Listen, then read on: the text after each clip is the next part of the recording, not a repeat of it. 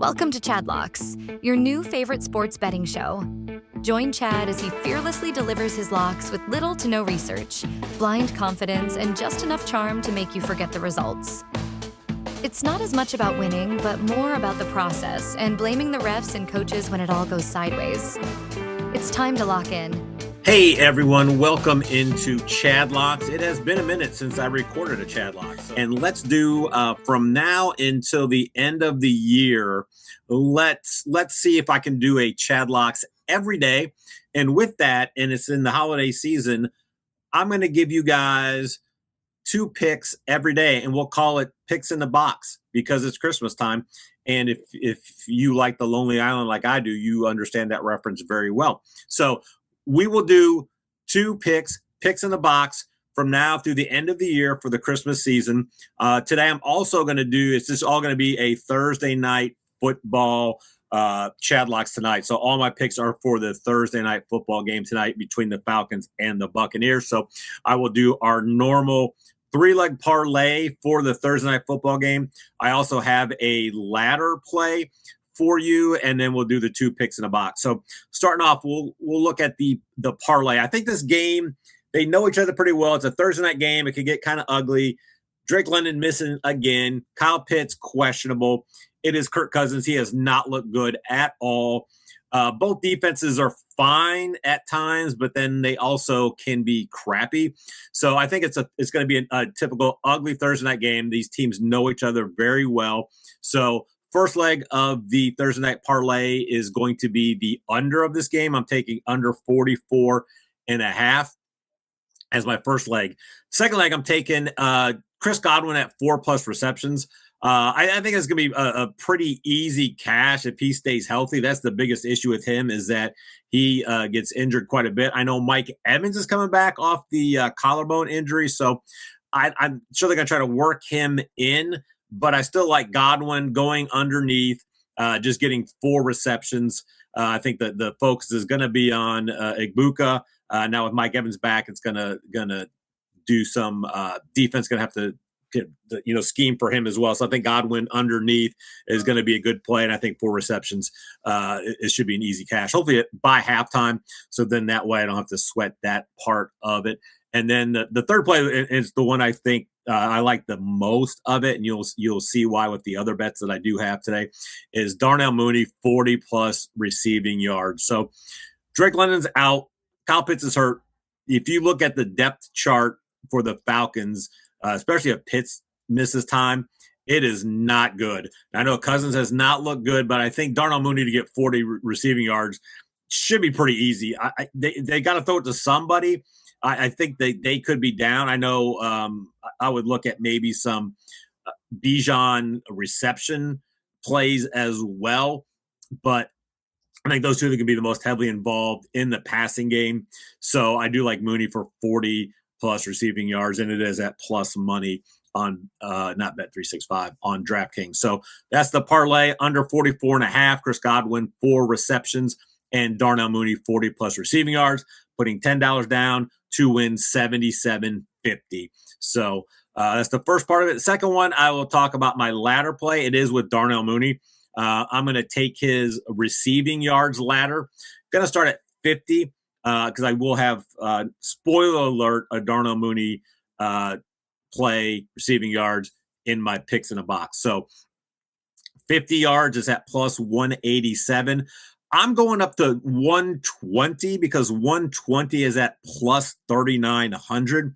If you want to just go to 100, it's at plus 1520. So those are pretty good odds. If they, like I said, if they throw the ball at all, especially if they get down, Mooney could get some cheap yardage. And he's also one that if he can get by the secondary, he can come up with some big 40, 50+ receiving yard plays. So I'm going to skip 90 yards and 110 yards. I'm going 50, 60, 70, 80, 100, 120. So that is my ladder play for Darnell Mooney on his receiving yards. And then my 2 picks in a box. So again, this is going to be from now to the end of the year, the holiday season, picks in a box. So First one, Darnell Mooney, 40-plus receiving yards at plus 114. I think it's a very solid bet. I think it's a pretty safe bet as long as he does not get hurt also. Cousins does not look great, but if they throw for like close to 200 yards, I'm not scared of this Bucs defense. Like, you tell me Mooney's not going to get 40 of them. So that's why I also like his ladder play. I just think it's going to be a lot of Darnell Mooney tonight. He could have 7-8 receptions, and he should hit that very easily. So Darnell Mooney, 40-plus receiving yards at plus 114 on DraftKings. And the other one I like is Baker to get 220-plus passing yards at minus 109, so about even money. So I like both these plays. You can parlay them if you want. I am just going to play them both separately since they've already got a parlay for some other things that does include the Mooney 40-plus receiving yards. So those are the three plays for us tonight: the 3-leg parlay, the Darnell Mooney receiving yards ladder, and then the picks in a box, which is Mooney 40-plus receiving yards, Baker 220-plus passing yards. So thank you for tuning in. Make sure you go to FanStream Sports. Check out all the latest information. We got the Ohio channel. You got the Tampa channel. You have the Dallas channel. We're going to have more channels coming up. We have written content. You can come check some of my other shows out there. We have the March Chadness, where my brother and I talk a little college basketball, and then we hit a bracket of random items. We just dropped earlier this week the 80s one-hit wonder bracket. We will be doing the cartoon theme song bracket this week, and then we'll lead up to next week, which is going to be Christmas movies. So that you want to pay close attention to that, go check them out. This week we will discuss at some point if Die Hard is a Christmas movie.